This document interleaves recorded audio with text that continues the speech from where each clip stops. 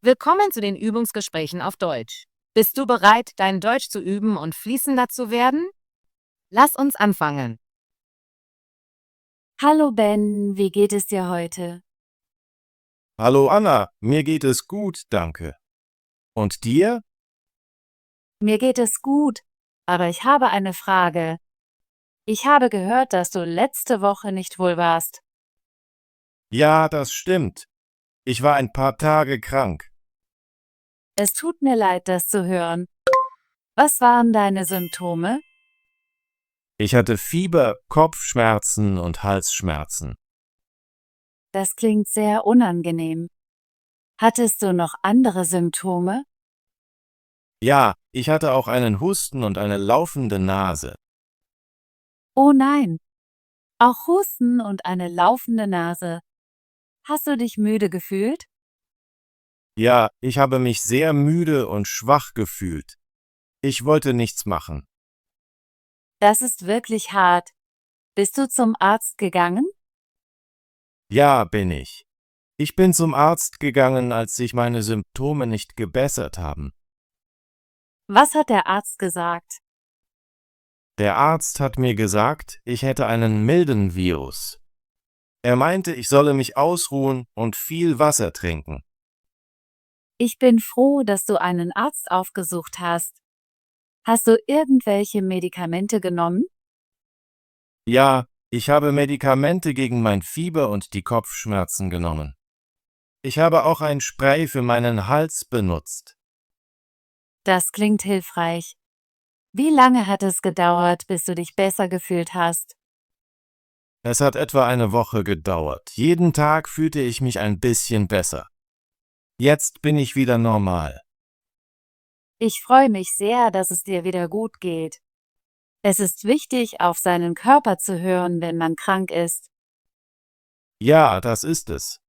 Ich habe gelernt, dass ich mich ausruhen und mich nicht zu sehr anstrengen sollte, wenn ich mich unwohl fühle.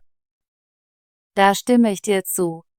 Ich glaube auch, dass es sehr wichtig ist, gesunde Nahrung zu essen und viel Wasser zu trinken, wenn man krank ist. Das stimmt. Ich habe während meiner Ruhezeit Suppe und frisches Obst gegessen. Das hat mir geholfen, mich besser zu fühlen. Ben, ich habe eine Frage.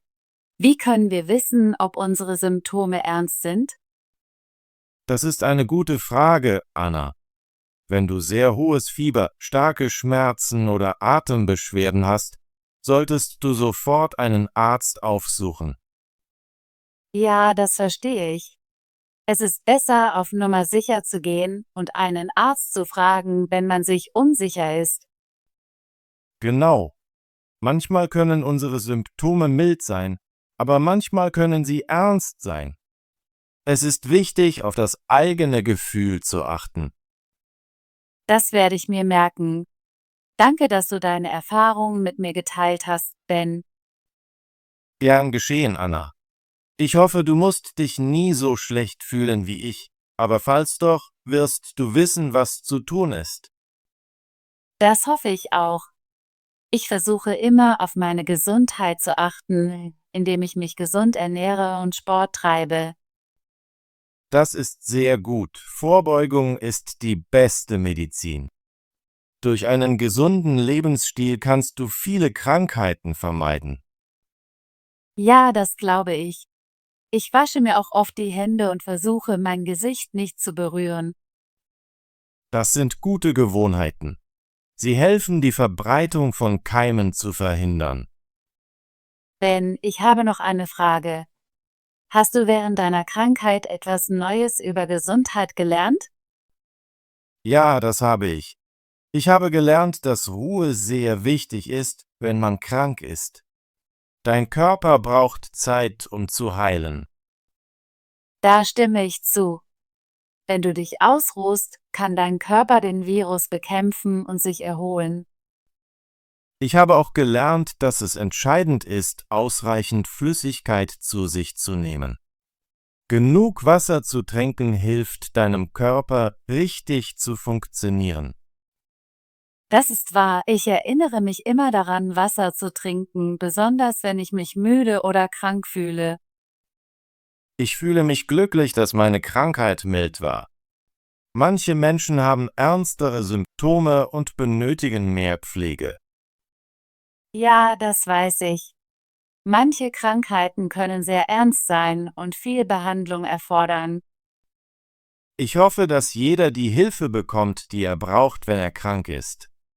Es ist wichtig, einen Arzt aufzusuchen, wenn man ernsthafte Symptome hat. Da stimme ich zu.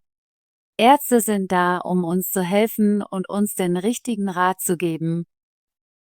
Anna, danke, dass du mit mir über meine Krankheit gesprochen hast. Ich fühle mich besser, wenn ich meine Erfahrungen teile. Gern geschehen, Ben. Ich höre dir gerne zu und lerne von dir. Mir liegt deine Gesundheit und dein Wohlbefinden am Herzen. Ich schätze das. Über Gesundheit zu sprechen ist wichtig. Es hilft uns, unsere Körper zu verstehen und zu wissen, wann wir Hilfe suchen sollten. Ja, und es hilft uns auch, uns unserer täglichen Gewohnheiten bewusster zu werden. Ich werde weiterhin gesund essen, Sport treiben und mir die Hände waschen. Das ist ein guter Plan. Ich werde es ebenso machen. Lass uns gegenseitig daran erinnern, gesund zu bleiben. Das würde mir sehr gefallen. Wir können Rezepte, Ideen für Übungen und Gesundheitstipps austauschen.